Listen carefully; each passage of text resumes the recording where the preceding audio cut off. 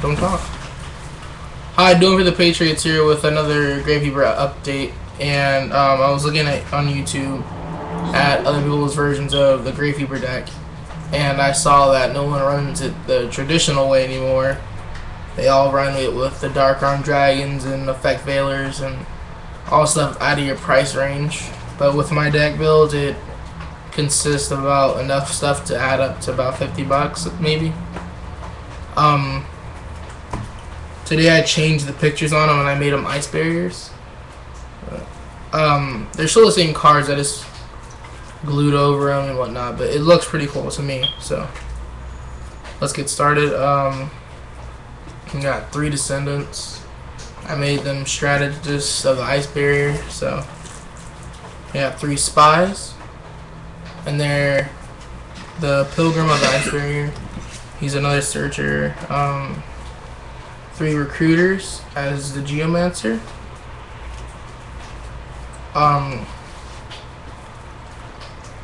And then we have 3 commandments as the cryomancers. The 12 cards right here in this pile are basically where you see people stop off in their videos and go on to other monsters that aren't Gravekeepers. But my deck is almost Gravekeepers except for 1 monster, and the deck is 20 monsters with 8 traps and 12 magics, because you search a lot, so having 20 monsters isn't heavy anymore with the Gravekeepers because you search so much. And so I have the Blizz Assailant, pretty cool. And I have Chief as Secret Guards of the Ice Barrier.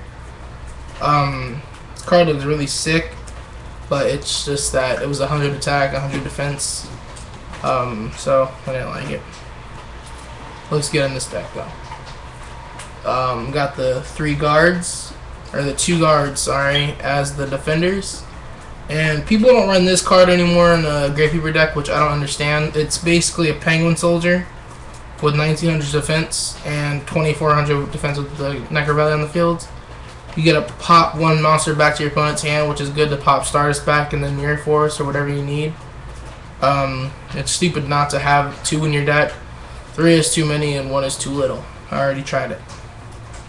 I have 2 Visionaries. Yeah, this one is the GX God card that I switched out. It's Visionary, but I just pasted over it, and I wasn't gonna paste over with this one because it's a holographic, and I like the holographic of the Visionary. So, and then for the 1 monster that isn't a Gravekeeper is Plague Spreader, and Plague Spreader's in there because I still like to synchro, and I think having Gravekeeper deck shouldn't stop you from synchroing. So now to the magics, we have the 3 Necker Valleys, 2 steals, and 3 magical dimensions. And this is a card that I don't ever see anymore, and it's so fucking broken. You tribute like a recruiter on your field, you get the special Visionary out of your hand and get a search, and then still blow up a monster on your opponent's side of the field. It's just too good not to have 3. Don't try running 2 because then you don't pull it often enough and it's not good. The 2 MSTs, Lightning Vortex. I side this between this and Dark Hole.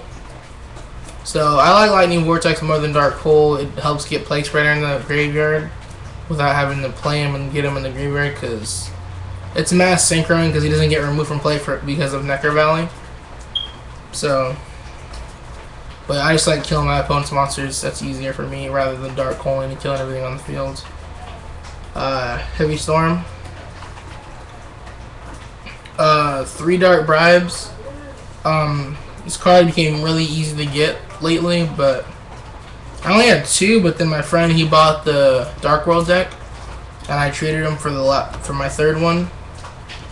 And it just makes the deck run a lot easier. Gravekeepers need their back row, and I try to keep this deck with as much respawn cards as possible. And then that's what the Dark Bribes are there for, to keep your accuracy. And then 2 Radiant Spirits. 3 is too much of a dead draw, but 2 is good, but no one runs it anymore. I don't know why. It's Monster Reborn, because I know you can't run Monster Reborn with the Necro Valley on the field. So you gotta play smart about that.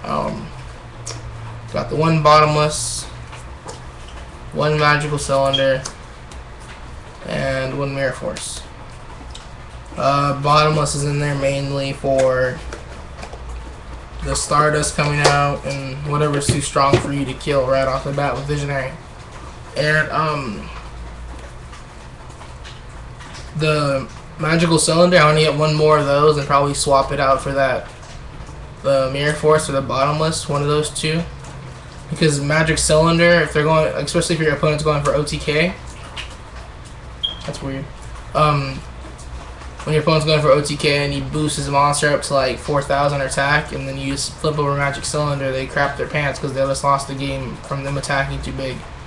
So that's how I use that card. But I can't find a Magic Cylinder in my common binder, so if you guys want to send me one, yeah, it'd be easier. Not for the extra deck, or the extra deck. Utopia. Oh wait, there he goes. Got it. You got it from there. This card's really good. It's for a stall, just in case you can't really pull anything good first turn, you know. Just, it's mainly taking up space on my extra deck. So we got the Magical Android for the 5. But I never really sync out for 5s because Recruit is always in my graveyard, so I only have 1. 1 Tempest Magician.